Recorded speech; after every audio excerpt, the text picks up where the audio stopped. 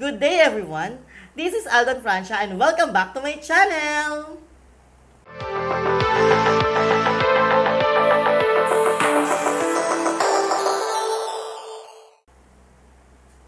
For this video, I am going to teach you or to guide you paano ba kumpletuhin yung ating worksheet preparation. Kasi dito sa worksheet, makikita natin yung adjustments na ginawa natin. So, yung adjusted trial balance. And then, from that adjusted trial balance, pwede nating ma-identify yung ilalagay natin sa income statement at yung sa balance sheet accounts. Okay, so dun sa statement of financial position. Okay, so without further ado, tara! Okay, so this time we will be dealing with the worksheet preparation. So bakit ba kailangan natin ng worksheet preparation? Unang-una, doon natin kasi makikita yung mga income and balance sheet accounts natin na gagamitin natin sa pag-prepare ng ating um, statement of financial position is an income statement. So, yung mga statements na yung financial statements na yun, ang ginagamit ng mga decision makers para makagawa ng decision para sa kanilang business. Okay? So, but before that, bago natin matapos yung worksheet, syempre, kailangan muna natin ng adjusting entries. Kung hindi pa kayo familiar dun sa adjusting entries process, so I will link down the video below. Okay? Now, so let's have a look at this one. Okay. So this is an example of the unadjusted trial balance. No? So, syempre, kailangan muna nating makuha yung mga adjustments. So, dito sa ilalim, merong adjusting entries tayong gagawin. For example, this one. A review of insurance policy showed that 7,000 is unexpired at year-end. Meaning, na merong 7,000 na natira dun sa insurance.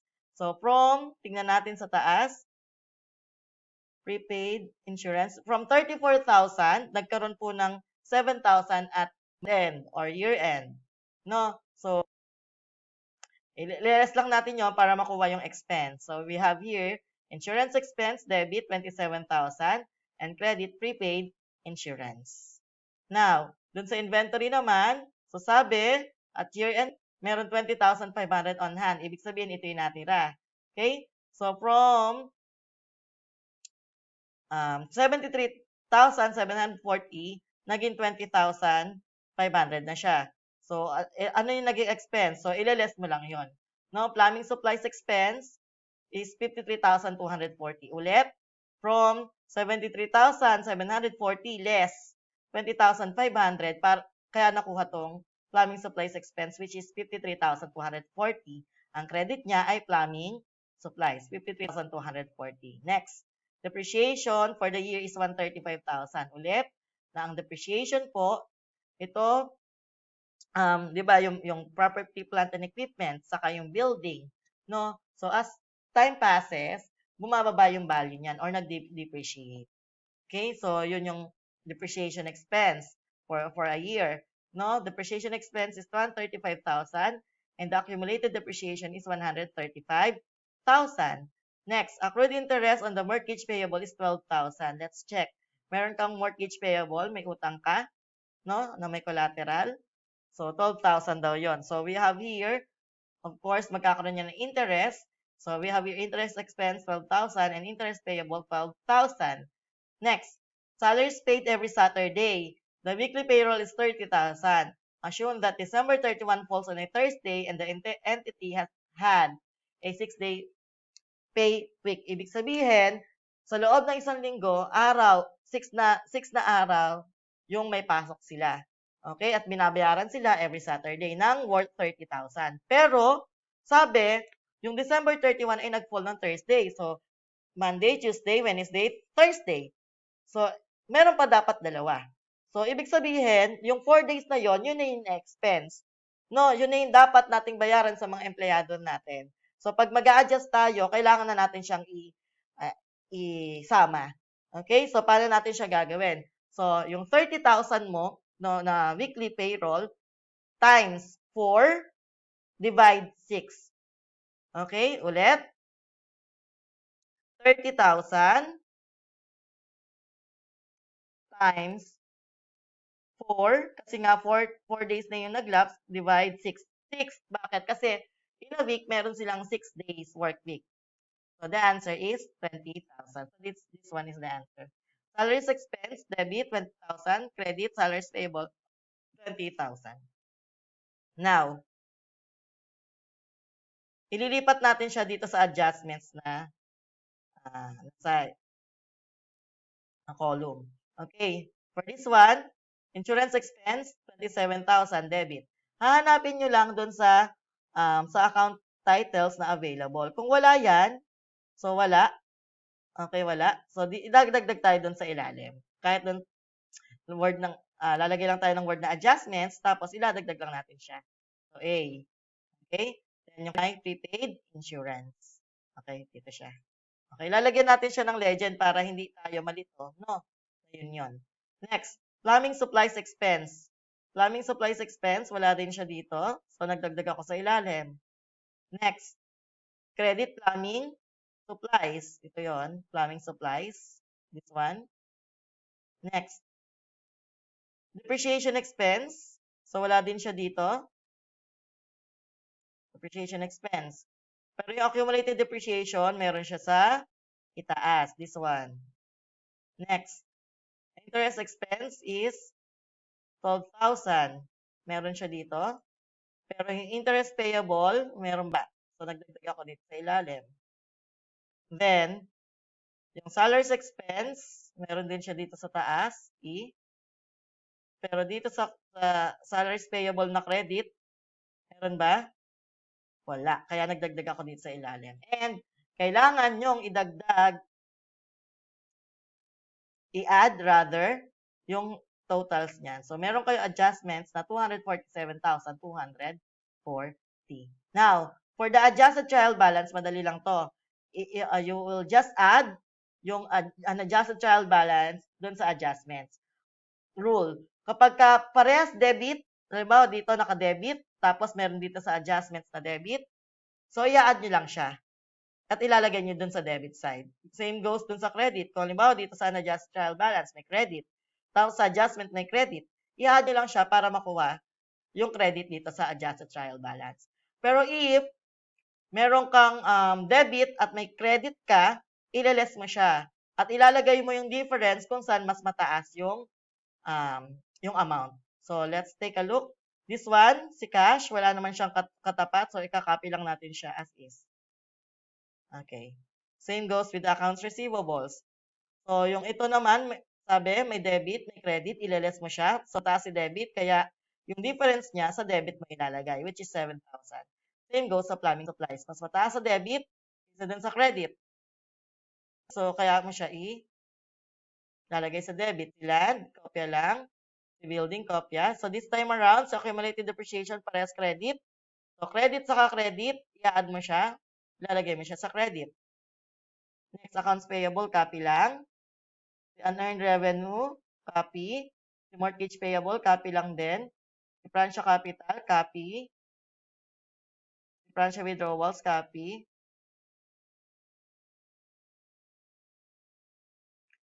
Cleaning revenue, since meron kang dalawang debit, si cleaning revenue, copy lang. Si salaries expense, dalawang debit. So, i-add mo siya at lalagay mo sa debit. Please be careful baka kasi doon yun na nailalagay doon sa adjustment. Pero dapat add siya.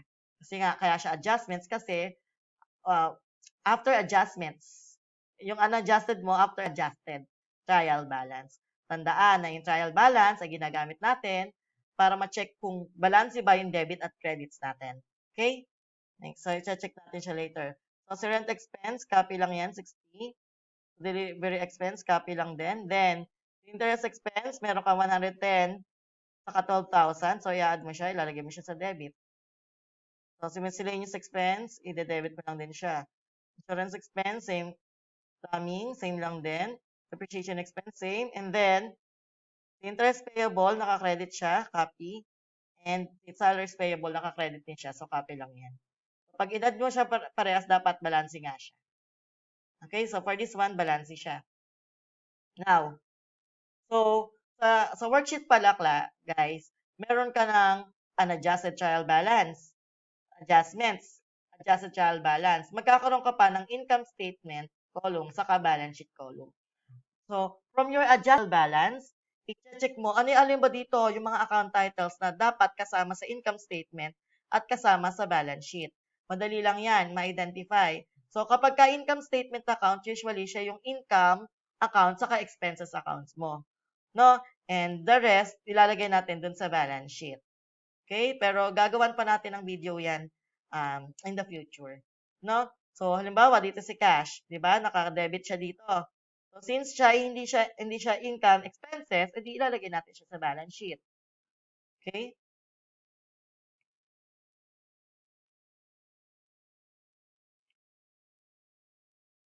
So, yun siya, 117,880. So, si accounts receivable ay isang balance sheet account din. So, same goes si prepaid insurance, plumbing supplies, si land, si building, the accumulated depreciation building, accounts payable, unearned cleaning revenue. Although may word na revenue, pero siya ay still a liability kasi this is unearned. Okay? So, meron pa tayong obligasyon para i-provide yung service or kaya i-deliver yung goods. Okay? Binayaran tayo in advance. Next. Mortgage payable, credit, financial capital, dito rin siya. And lastly, yung ating withdrawals. So, dito, papapansin natin, yung cleaning revenue natin, dito natin siya sa income statement account ilalagay. Kasi nga, siya ay income account or the revenue account. So, yung mga expenses, lahat yan ay income statement account. So, si salaries, si rent, si delivery expense, si interest expense, si miscellaneous expense, si insurance expense, si plumbing supplies expense, at si depreciation expense. So, take a look. Expense yan na, wag malilito. This one is an interest payable, hindi expense. So, kaya dito siya sa credit ng balance sheet account. And then, salaries payable is also a balance sheet account. Now, kaya kailangan nating i-add siya lahat. Okay, kung papansinin, hindi po balanse. Tama? Hindi balanse yung debit at credit ng income statement sa balance sheet. So, anong dapat gawin? So, from the balance sheet, okay, so ito, i-less mo siya. Ipag-less mo tong debit sa credit. At yung difference,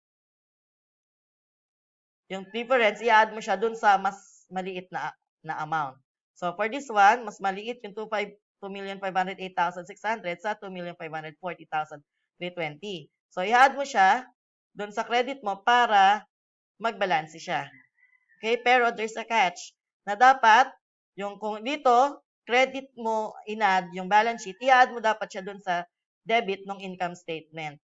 Okay? Na dapat, itong 31,720 na to, pag in-add mo dun sa debit side ng income statement, dapat nagbalanse siya.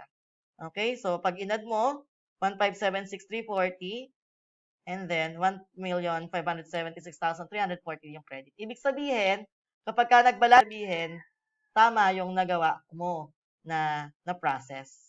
Pero may times kasi na kapag ka ito, 'di ba, ito nga nagbalance tong balance sheet mo. Pero dun sa kabila, nung inad mo, hindi nagbalance yung income statement. Ibig sabihin, may mali kang nagawa either dun sa adjustments mo, dun sa adjusting entries, or kaya dun sa pagdededuct dun sa adjusted trial balance.